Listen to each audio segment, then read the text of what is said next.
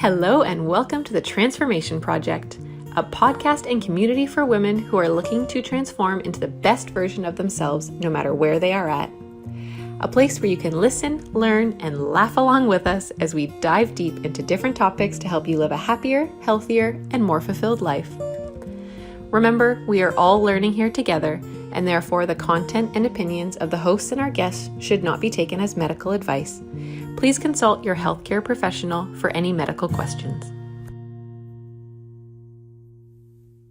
Hello and welcome back to the Transformation Project. We're so excited to have you here. Today we have a bit of a sticky topic to discuss. When we originally were reaching out about about different issues that we could discuss, because we really wanted to make this podcast relevant to you guys, like what you wanted to know about, what you wanted to learn about. And so we encourage you to keep doing that. Please comment, send us requests. If there's a particular topic that you want us to find out about or discuss, please send us a request about that, and we're happy to do that. But we got a lot of questions around digestion and constipation and those sorts of topics. And so because we have a resident poop expert in the mix in our beautiful Karen, we thought we might be able to talk a little bit about that today, just in a really honest and open way, because I think, Karen, correct me if I'm wrong, but most people are not super comfortable talking about poop, even in their own house. And it's really important to know exactly what's going on with that, including like what's happening with your kids who might not want to tell you. Yeah, absolutely. Poop. Oh, look, I think you raised two really key points there. Initially, you mentioned a sticky situation. My first kind of hint to you there is if your poo is sticky, there's some things going on that you need to address. And then the other thing is having conversations. So one of the things that I found I find most rewarding about my role at the moment, and just for those of you out there who don't know, I manage a wellness centre in Ashgrove in Brisbane, and we specialise in colon hydrotherapy and infrared sauna, so detox and wellness.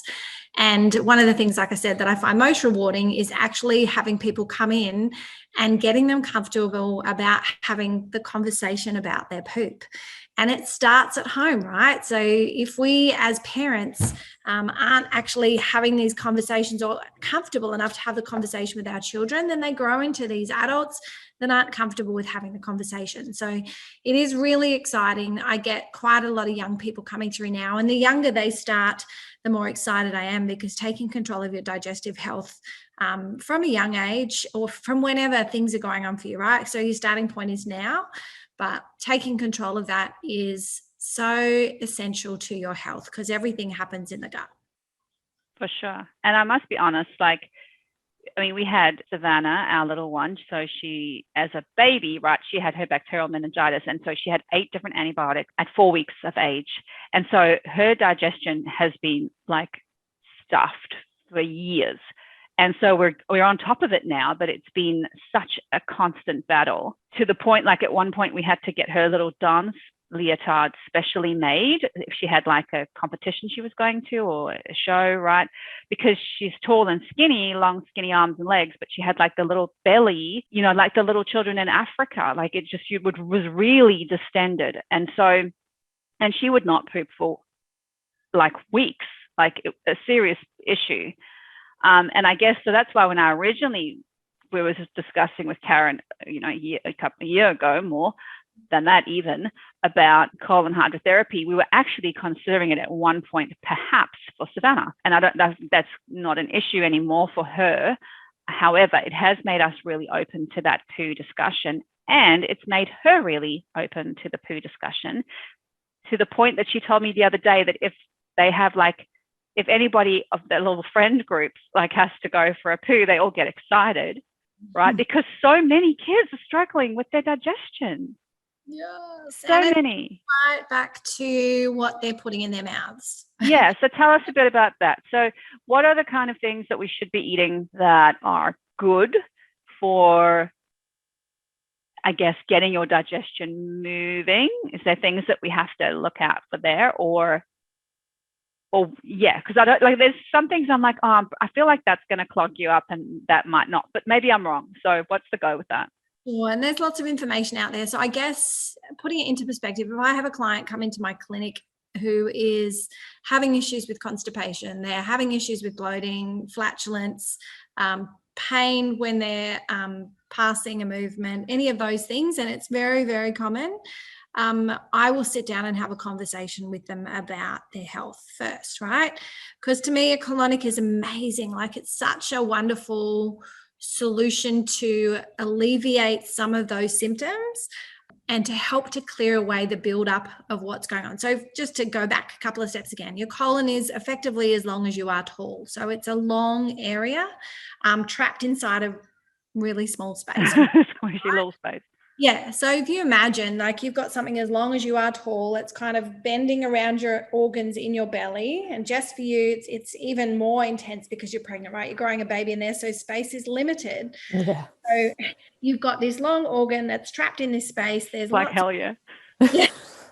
Lots of areas in there that are concertinaed where food mass, mucus, bacteria, plaque, worms, all sorts of things, candida can get trapped. So it's not properly eliminating from your body, right? So people come to me with lots of symptoms to help support them with eliminating and clearing away some of that muck, right?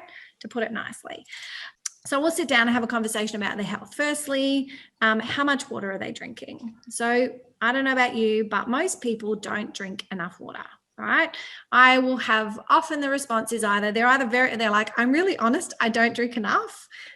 And then it's like, well, how much are you drinking? Or it's, oh yeah, I drink heaps. How much are you drinking? Right. And often people are falling short. I would suggest that probably less than 5% of people that have come into my clinic are actually drinking what I would recommend to be the baseline for your water consumption. And that's a litre per 22 kilos of body weight. And it's good, right? It's not like saying everyone needs to drink 3 litres, because if you're 5 foot tall and you weigh 40 kilos, 3 litres of water is a lot, right? But if you're 7 foot tall and you weigh 120 kilos, 3 litres of water is not enough. So we want to kind of look at our bodies and use a bit of a guideline around that. So a litre per 22 kilos is the baseline. If you drink coffee or any other diuretics, then say, for example, 1 cup of coffee, you'd have to have an additional cup of water. If you're interesting, right? Because a lot of people would say, well, I didn't drink water today, but I've had liquid because I've had coffee. Right, totally. And tea, people don't realize tea is a diuretic as well. Yeah, right. So, I mean, any of those caffeinated drinks are diuretics. They're stopping our body from eliminating, and they're just not an effective measure of water, really. So trading those out for herbal teas. Herbal teas are really good, and also one of the things that I suggest is lemon and water is amazing early in the morning, just to help everything start moving. You know, even carbonated water, mineral water and soda water if need be, because some people are like, I do not drink water, I don't like the taste. So it's always about finding a way to get that into them. So one of the things that I will suggest, say, for example, you've got a person who's around 66 kilos, I'll be like, righto, find a water bottle that's a litre, get 3 rubber bands, put the rubber bands on the bottle, and then as you drink a litre, take a rubber band off. So by the end of the day, you can actually get a really good visual idea of how much water you've drunk and how much you still need to drink, right? Because yeah, it's cool, right? So some people are hitting the mark and they're going, oh, actually, I'm drinking more than I realized. Other people are falling way short. So at the end of the day, they're like, God, there's still 3. 2.5 bottles. There's still 3 bands on there, right? And a lot of people, it's kind of nice to have a bit of a visual prompt. So that was a friend of mine that suggested that handy little hint, which is amazing.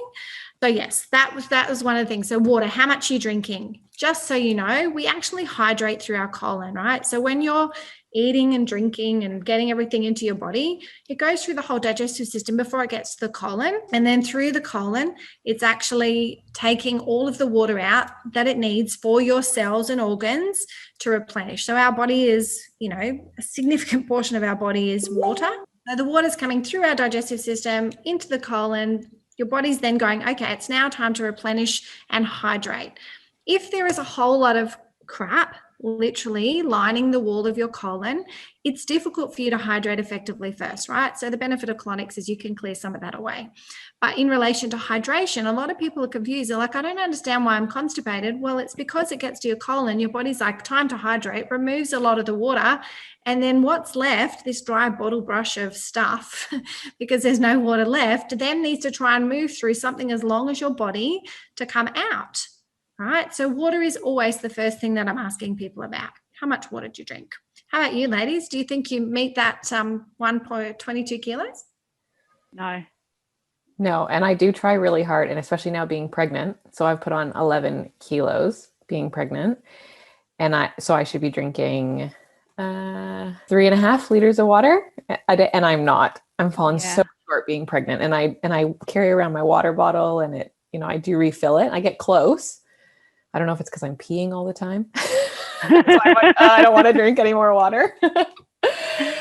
But it is difficult. Like, no doubt about it. It is difficult. But I have to say, I always feel so much better. If I'm tired, I've gotten into a really good habit. Instead of making myself a cup of tea, I drink water first. And it is crazy how much it like actually wakes you up. It's like, maybe I was dehydrated, not tired. Or hungry. Yep. Yeah. I have a big, like a 3-liter water bottle, which I thought would be easier. But actually I get to the end of the day and I'm like, I need to, and then I'm up the whole night. So that has not worked either. I really like your idea of the rubber bands. Of the rubber bands on a smaller bottle that's just a liter. Like that makes more logic. Like it's the same thing, but somehow it feels more doable. I don't know why. And you get to tick the box. That, right? So it's the same thing as a job, right? If you see a job as a whole thing, it's like eating the whole elephant. You've got a giant 3-liter elephant there that you're trying to eat in, like I've got to do that. Instead of breaking it down into smaller parts, you're like, tick, that's done. Awesome. So you can actually achieve success multiple times through the day just by removing a little rubber band off your water bottle, which is cool. Yeah, I love that. I love getting like little wins. I love the little wins. I think you can do so much with just little wins. Yeah. Cool. And then, okay, so how often should we be going to the toilet? And what does a healthy poop look like or supposed to look like? Yeah, okay. I'm going to take one more step back because there's 2 more key things that I talked to you about. Okay, do it. Go. Let's hear it. With the, I guess, getting some more regular poop happening, right? Yeah. So water is 1. 2 is physical activity. So if you are sitting on your bottom all day in front of a computer screen and not moving, it's going to be difficult for things to move throughout your body, right? So movement, 45 minutes, and it doesn't have to be intense. Every day is going to help you to get some movement happening through the colon, right? So a lot of people are sedentary. It's really important to actually get some movement happening. The third thing is fiber, right? Fruit and vegetables. And the other question that I'll ask most of my clients is what percentage of your diet is fruit and vegetables? And it probably averages around 40 or 50%, right? And that's just kind of a guesstimate on their behalf. But realistically, if you're not getting that fiber and nutrition through your body, then your body is not going to work effectively. Now, one of the key things and the little suggestions and hints, other than my little water bottle tip that I give to clients, is fruit, right? So fruit is a really great way of getting some fiber into your body, but also the water, right? Fruit is one of the easiest foods for our body to digest. And consequently, because it's easy to digest, it goes through the body very quickly. The other thing about fruit is if you start your meals with fruit, it's actually a really great way of warming up your digestive system before you put food in. Now, the analogy that I use at work is it's like getting in a car and expecting the car to drive 100 kilometers out of the driveway every day for the whole, span of your life. Now, if you imagine you've got a brand new car and you get in it, you're like, 100 kilometers out the garage, can do that for a little while, right? But eventually it's going to start to break down. Our bodies are the same. So if we don't actually warm up our digestive system before we start to eat, then it's going to start to wear down. It makes sense, right? So if you're having a piece of fruit as an example, because it's so easy for your body to digest, and imagining you've got your favorite fruit in front of you now, whatever that might be, what do you think? So maybe berries? Using berries as an example, right? Because I'm partial to plums at the moment. Plums? All right. So imagine I'm going to get you to do a little exercise for me. So in your hands in front of you, imagine you have the perfect plum, right? So you're looking at the plum. It's like big and you can see that it's juicy, right? The skin is stretched around the fruit. You can actually smell it before you even eat it, right? So even whilst you're imagining that, what happens in your body? I'm getting I was salivating. Right. So your salivation is actually an indication that your digestive system is switched on. Now, if I were to ask you, when in the last week were you actually salivating before you put food in your mouth? How many times would you say that happened? None that I can recall, actually. Yeah. How about you, Jess? No, same. Okay, right. So we live in a society, we sit in front of a computer, we watch television, we have our phone in our hands, or we're not paying attention to the food before we put it in our mouth. So consequently, we're getting in the car and driving 100 kilometers an hour out the garage before even warming it up. So if we're not salivating, our digestion's not switched on, we're putting food in our mouth, chewing it, and our body's just like, what is that? Okay, here it is. And I'm trying to break it down. But if you have some fruit first, looking at it, smelling it, and just getting excited about eating it, start to salivate, eat the fruit, eat the meal, everything is ready to go. It's like getting in your car, driving a few blocks. It's all warmed up before you hit the motorway. Cool? And interesting too, So because good. most people who are not vegetarians would probably eat the meat on their plate first. Yeah. It's Because I'm one of those weird people who I won't mix I will eat one thing at a time on my plate. And I'm just thinking, like, in our family, we would probably start with whatever the protein is. That's what we would start with first. And that must be the hardest thing to digest, surely. yeah, it would be. Yeah, right. And a lot of people are Yeah. like, oh, well, I eat my veggies, and veggies are good, right? So don't get me wrong. I love vegetables again, and they're definitely part of that 60 to 70% of your diet that I'm suggesting. But having fruit before your meal is just, because it's that much easier for your body to digest, is literally, it's so awesome. And I've recommended it to a lot of my clients, and I have them come back often a while later, right? They'll come back to me and they're like, oh my gosh, I was doing just the fruit and just the water and everything has changed. And I'm like, amazing. Because my goal when I see people in my clinic is not to have them come back and see me forever, right? I love, and I actually see the benefits so much in having regular colonics, but my goal is to support people so that they can actually have health and they can go away and live healthful lives without needing to come back and see me, right? My success is when they don't come back and their digestion is working. Mm-hmm. So giving those little hints. So having the fruit, drinking the water, moving your body, amazing, amazing benefits. Now, in relation to number of movements, it really does vary on to each individual, how much you're eating, etc.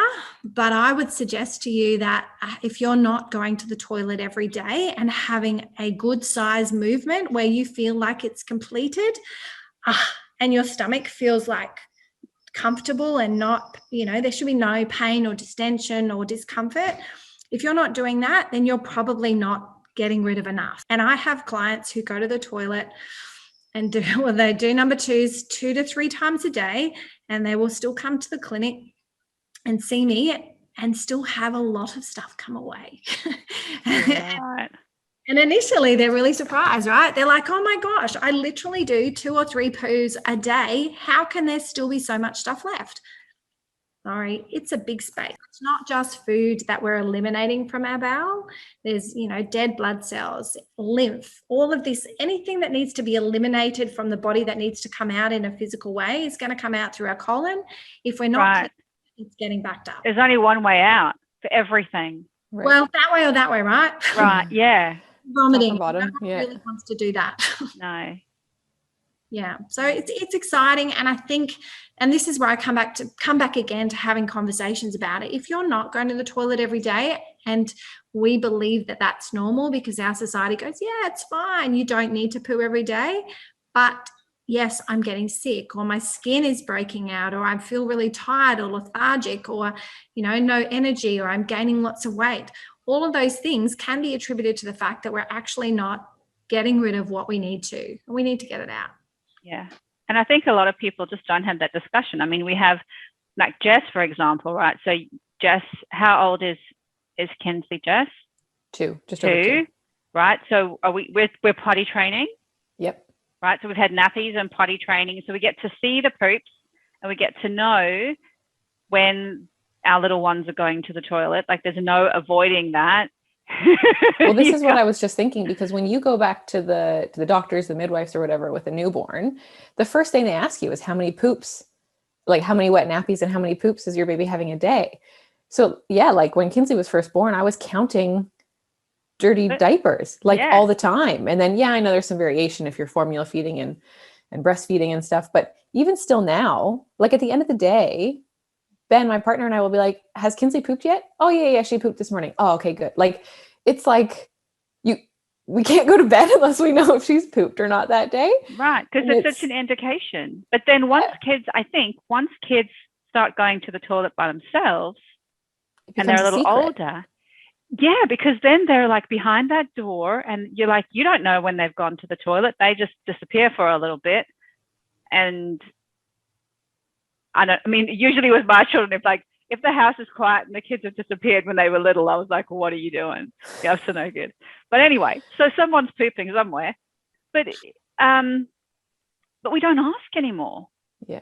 And so I often wonder, even with the conversations because we talk about poop in the house, I often wonder when my little one is telling me, this person's struggling with their tummy and that person's struggling with their tummy. I often wonder if their parents would even know, because nobody would just don't speak about it. It's not something you have a conversation about, And unfortunately, people tend to look externally to solve the problem too, right? So, oh yeah, my kid's uncomfortable, or they're not going to the toilet, so let's give them some Metamucil, or the stool softener. Yeah. I have clients, honestly, and it's been such an eye-opener, incredibly, because I will have clients who come to me and they're like, I had 8 Coloxal and still nothing came out. Wow.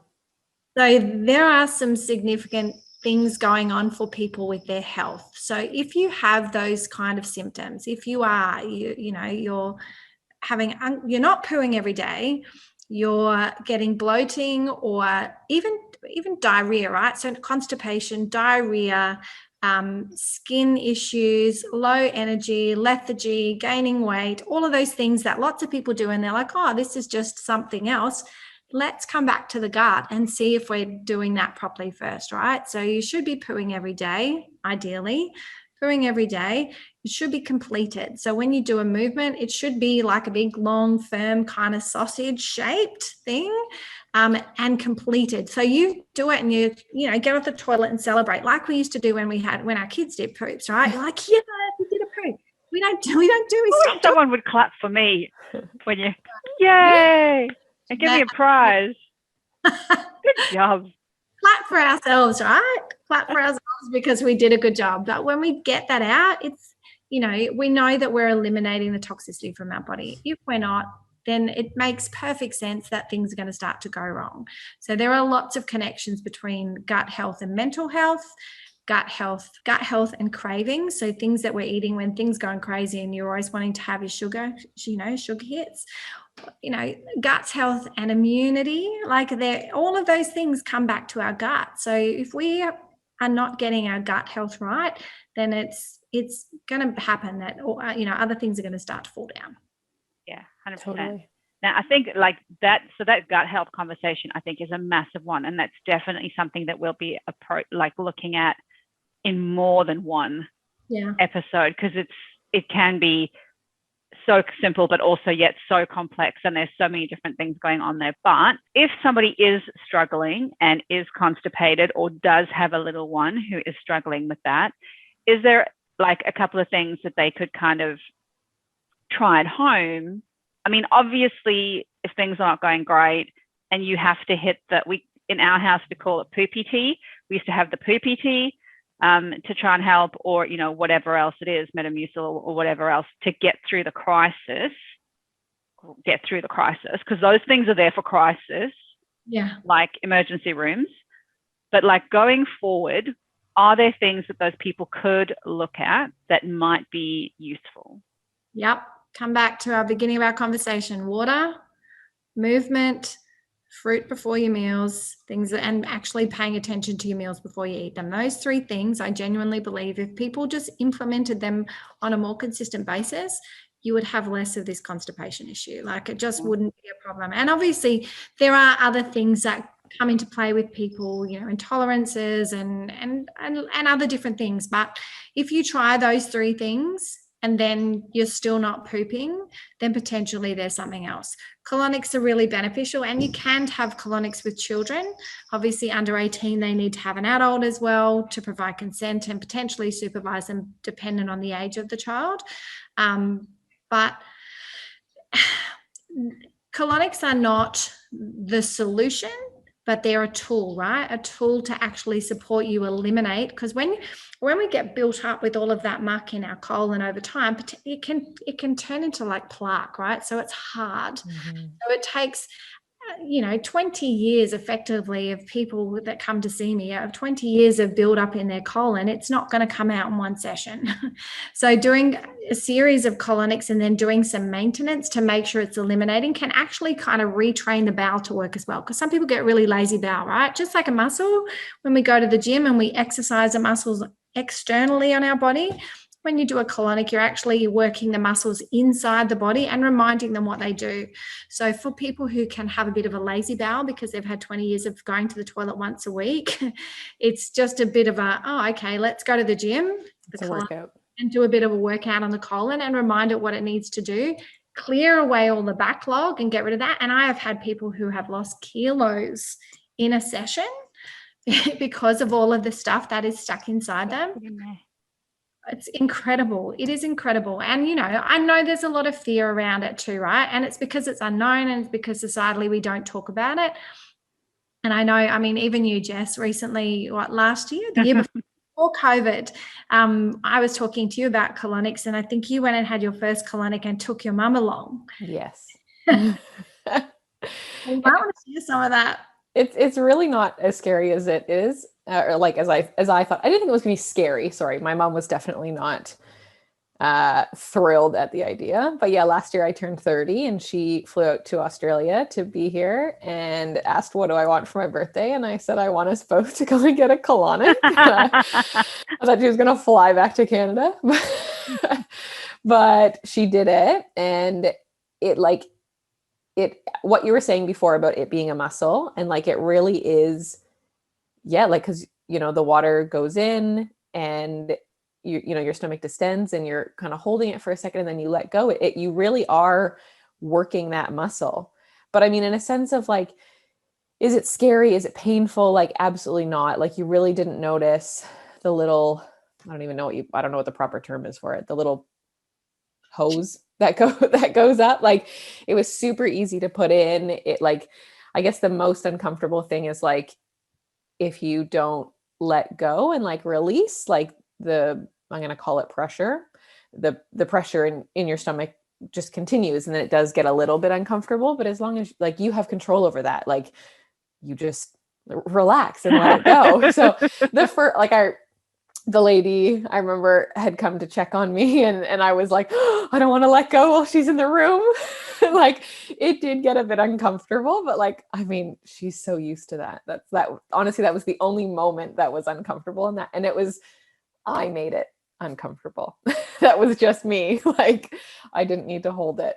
And my mom said the same thing. Like, she's not rushing back to do another one, but she was like, oh, it wasn't that bad. She was worried we were going to go out that night. So we went out for dinner that night for my birthday after. And she was like, am I going to like be dripping? Like, is it just going to keep coming out? Like, nothing like that happened. Nothing at all. It was easy. It was good. Definitely we'll do another one.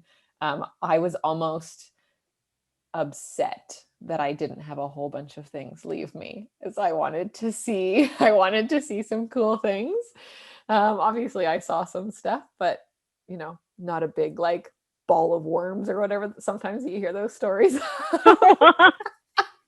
Did you just do the one session though, didn't you, Jess? I did just do the one. So after this pregnancy, I will go, and I think I'll do a couple like back to back, because I know your story, and I yeah, like I would kind of like to see more. It sounds so gross, but I want to see more. It is. It's interesting. And Yvette, I got you along as well, haven't I, to try it Because out? I love you and you're my friend. I came kicking and screaming a little bit, I think, but also because yeah, I think again, like in our family, we generally, like my mom struggles a little bit with her digestive stuff too, or did, and again, that's like it's really been so much improved. But I think so many women do, and they just don't speak about it. It's not something you're going to discuss with your husband generally, I imagine. But anyway, so yeah, I just wanted to like see you in your space doing your, thing, and had no.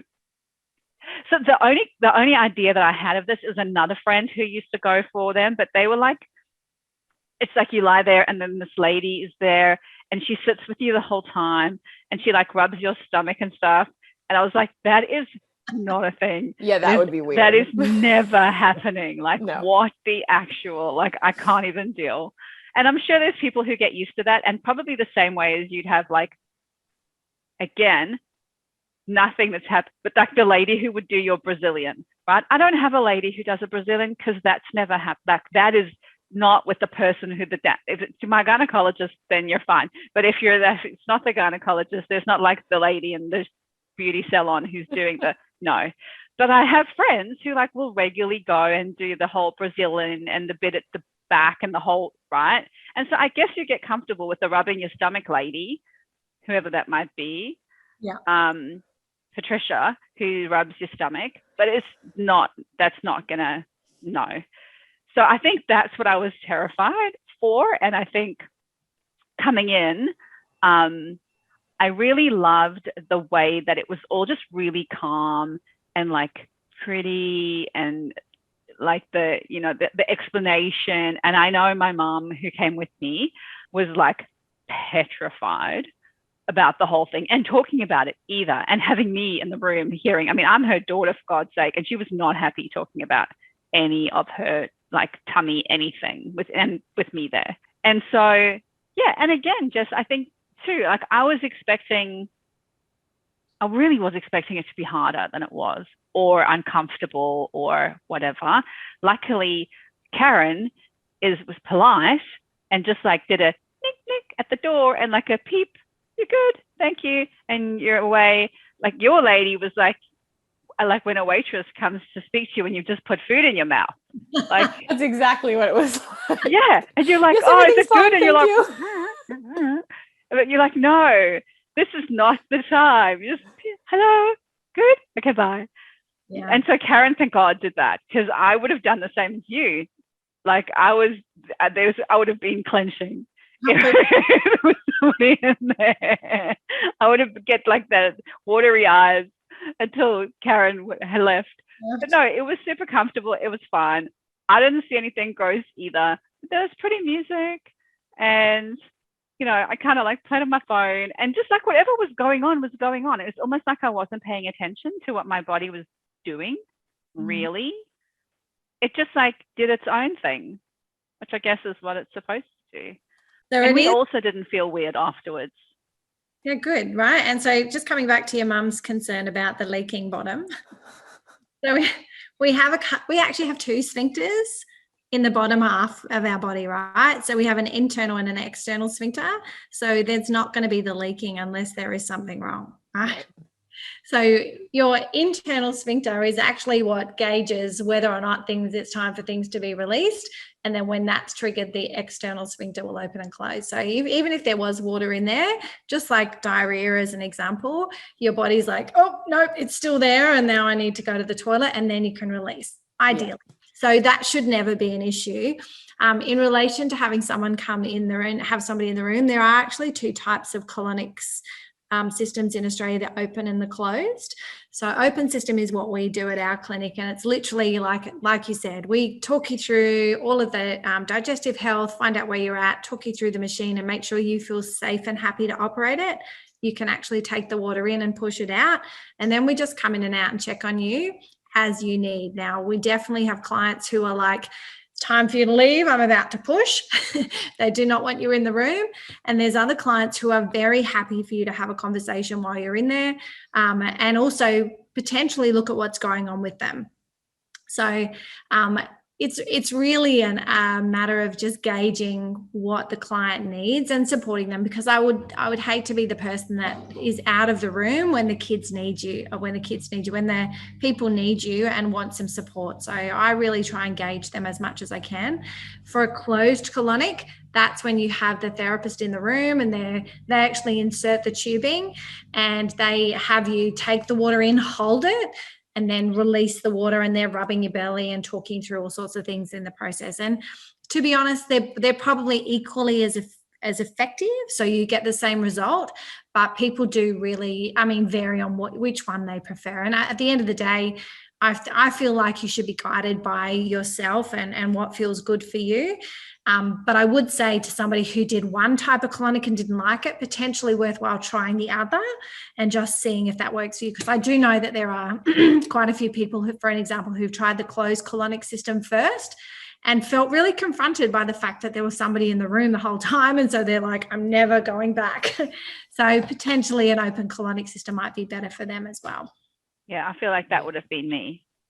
I would have been like, my mom was like, are you going to be sitting next to me? Like, well, like, I wasn't sure if it was just like a line, like at the urinals, like you all just sit next to each other and like, hey, how's your day? Cool. And the whole thing. No, thank God. Yeah, no, it's very which is nice. And look, most people feel really good after the session because they have eliminated so much stuff that they wouldn't necessarily have eliminated on their own. Like I mentioned to Jess, like if you have one session, it's a really good way of testing out what it feels like, right? Getting past that initial block of having something in my bottom, etc. But what it feels like, what actually comes out, because there is a viewing tube, so you can actually physically see what comes out.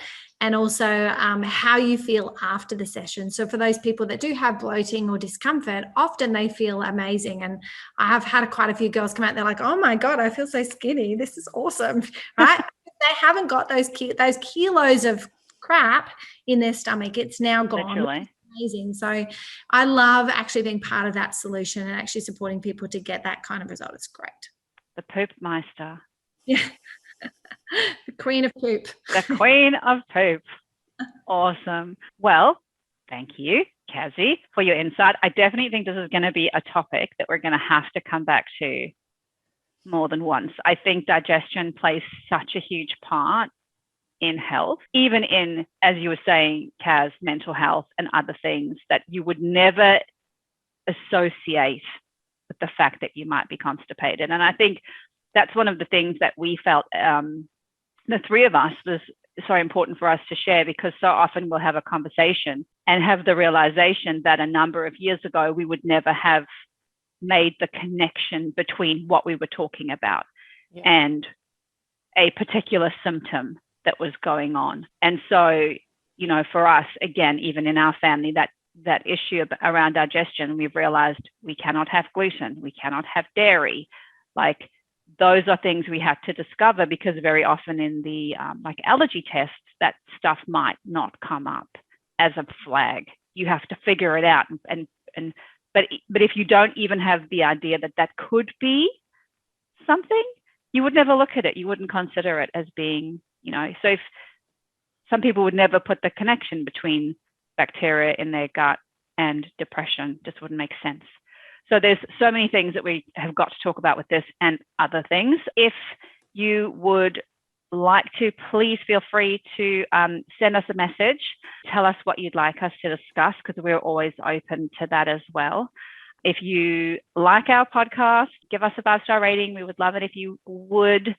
We are just three ladies who love health, passionate about holistic health, and really passionate about sharing that with as many people as we can. So the only way we can do that really is with your help. So tell your friends, send us some messages. We'd love to hear from you, and we will see you next time. Thank you. Yeah.